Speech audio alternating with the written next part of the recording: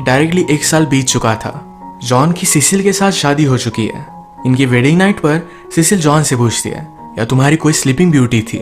John उसे सच कहता है, पर सिसिल को इससे कुछ भी फर्क नहीं पड़ता। जॉन ने उसे खुद प्रपोज किया था। अब 1 साल हो चुका था तो जॉन ने फिर से डिसाइड किया कि वो उसी जगह पर जाएगा। वहां आने पर इन्हें वेलकम किया जाता है।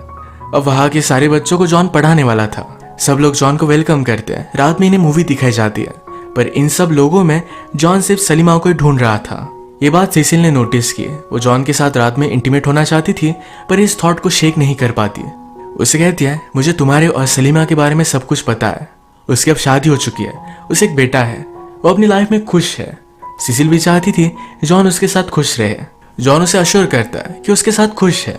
अगले दिन जॉन अपने ओल्ड घर को देखने के लिए गया। वहां पर एक और ऑफिसर है, उसकी और कोई स्लीपिंग डिक्शनरी। इस ऑफिसर का नाम था नेविल। जॉन ने नोटिस किया कि नेविल ने अपनी स्लीपिंग डिक्शनरी को बहुत मारा है। जॉन को इस बात पर बहुत गुस्सा आया। उसने नेविल को धमकी दी कि अगर तुमने फिर से उसके साथ ऐसा किया, उसे मारा, तो रात में तुम्हारा प्राइवेट पार्ट काट देगी। सिसिल और जॉन जब से यहाँ आए तो एजी उनका ऑब्जर्वेशन कर रही थी। उसे लगता है कि सिसिल और जॉन के बीच में उनकी रिलेशनशिप उतनी अच्छी नहीं। ये सब वो जब बात कर रही थी तभी जॉन ने यह सब सुन लिया। वो अंदर आकर सिसिल को किस कर लेता है। उसने एजी को जाने के लिए कहा। एक दिन जॉन जब रिवर के पास था तो उसने सलीमा उसके बेटे को देखा। सलीमा का बेटा वाइट है, इसका मतलब है वो उसका ही बेटा है। उसे बहुत ही शौक लगा। अब वो सलीमा से मिलना चाहता था। अपने शेफ से बात करता है कि हमारी मीटिंग अरेंज करवाओ। शेफ ने ऑलरेडी सलीमा से बात की थी, पर सलीमा जॉन से कुछ भी बात नहीं करना चाहती है। एक जगह पर झूठ बोलकर सलीमा को बुलवाया जाता है। जॉन सलीमा से कहता है कि वो मेरा बेटा है, मुझे उससे मिलना चाहिए। सलीमा कहती है, अगर लोगों ने हमें एक साथ देख लिया तो हमें मार डालेंगे। जॉन कहता है कि प्लीज मुझे थोड़े टाइम मिलने दो। वो अपने बेटे से मिला। उसके फादर उसे जो लोरी सुनाते थे, यही लोरी अपने बेटे को उसने सुनाई। अगले दिन अपने बेटे के लिए वो एक टॉय बना रहा था। इस बात को लेकर उसने जॉन को कन्फ्रंट किया तो उसे सब कुछ समझ में आ गया। एजी कहती है, मेरे हस्बैंड हेनरी की भी एक स्लीपिंग डिक्शनरी थी। मैं डरती थी कि उसके पास फिर से वापस चला जाएगा, इसी वजह से उसके साथ ही मैं 30 साल रही। यही चीज मैं मेरी बेटी के साथ नहीं होने दूंगी।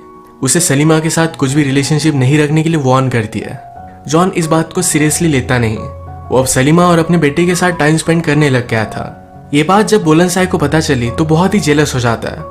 एक रात उसे मारने के लिए उसके घर पर पहुंच गया। जॉन की नींद खुल गई थी तो बच जाता है। अब ये इंसिडेंट बहुत ही सीरियस है। हेनरी कहता है, अब हमें बुलंदशाही को मारना पड़ेगा। सलीमा तुम्हारी पास थी, तुम्हें उसे जाने देना चाहिए था। जॉन कहता है कि अगर तुम्हारी ऐसे ही और कोई डॉटर होती तो क्या तुम उसे जाने देते? हेनरी ने कहा, यही सही होता। ये बोलते हुए वो सलीमा को देख रहा था। इसका मतलब है सलीमा हेनरी की बेटी है। हेनरी अपनी वाइफ की वजह से सलीमा को कभी भी अपना नहीं पाया। अब नेक्स्ट सीन में बुलंदशाही को पकड़कर ले आ जाता है। हेनरी के कहने पर हेनरी के फोर्स में जॉन को बुलंदशाही को डेथ की सजा देनी पड़ी। वो अगले दिन बुलंदशाही को हैंग करने वाले थे, पर बुलंदशाही ने ही एक बार जॉन की जान बचाई थी। रात में जाकर उसे छुड़ा देता है। कहता है, यहाँ से दूर भाग जाओ। रात में सलीमा भी उससे मिलने के लिए आई। जॉन कहता है, अगर हमें एक साथ रहना है तो यहाँ से हमें भाग जाना पड़ेगा। इन्होंने भागने के लिए एक डेट डिसाइड की। हेनरी जॉन पर इस बात से बहुत गुस्सा था। जॉन को सबक सिखाने के लिए एजी सलीमा को नेविल के पास जाने के लिए कहती है, एज उसकी स्लीपिंग डिक्शनरी। उसे ब्लैकमेल कर रही थी कि अगर सलीमा ने ऐसा नहीं किया तो उसे जेल में डाल देगी।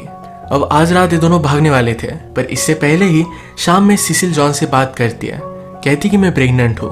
वो आज बहुत ही खुश थी और जॉन बहुत ही ज्यादा कंफ्यूज हो गया कि अब उसे क्या करना चाहिए। रात में जब सलीमा और नेविल अकेले थे तो नेविल सलीमा को जबरदस्ती करने लग गया। सलीमा ने नेविल को बहुत मारा। फाइनली वहां के शेफ की मदद से वो नेविल को मार डालती है। अगर वो ऐसा नहीं करती तो नेविल उसे बहुत मारता और कभी भी जाने नहीं देता। इसी के पैरेलल में जॉन अब एक लेटर लिख रहा था। सिसिल की वजह से वो उसके साथ नहीं जा सकता, पर ये सब बात सिसिल को पता चल गई। ये लेटर वो पढ़ती है, उससे वो बात करती है। उसने कहा, ये मेरी मदर डरती थी, इसी वजह से वो हमेशा मेरे फादर के साथ रही। वो दोनों कभी भी पूरी तरीके से खुश नहीं रह पाए। मैं देख सकती हूँ कि मैं तुम्हारी फर्स्ट चॉइस नहीं। तुम मुझे अभी भी उतनी प्रायोरिटी नहीं देते। सलीमा हमेशा के लिए तुम्हारी फर्स्ट लव है। तुम्हें उसके पास ही जाना चाहिए। मैं किसी ऐसे आदमी के साथ नहीं रहना चाहती जो पूरी तरीके से मुझसे प्यार नहीं करता। सिसिल होपफुल थी कि उससे भी और कोई मिल जाएगा। वो जॉन को जाने देती है। घर पर जो भी सब चल रहा था, इस वजह से वो लेट हो गया। सलीमा को लगा कि आज रात भी जॉन नहीं आया। वो बहुत ही हार्ट ब्रोकन हो गई। जॉन उनकी जगह पर लेट पहुंचता है, पर सलीमा को ढूंढ नहीं पाता। जॉन का शेफ फ्रेंड जॉन के लिए सलीमा पर नजर रख रहा था। वो कहता है सलीमा अभी भी यही है। सलीमा ने नेविल को मार दिया तो उसके मर्डर के लिए हेनरी सलीमा को ढूंढ रहा था। वो उसे ढूंढ तो लेता है, पर जाते जाते अपनी गन उसने सलीमा को दे दी। वो उसकी बेटी है और कभी भी उसके लिए बुरा नहीं चाहता। सलीमा भी उसे गले लगा लेती है। उसे हमेशा से पता था कि हेनरी उसके फादर है। हेनरी जब घर पर आए तो एजी उस पर बहुत ही गुस्सा थी। कहती है या तुम कुछ भी करने नहीं वाले।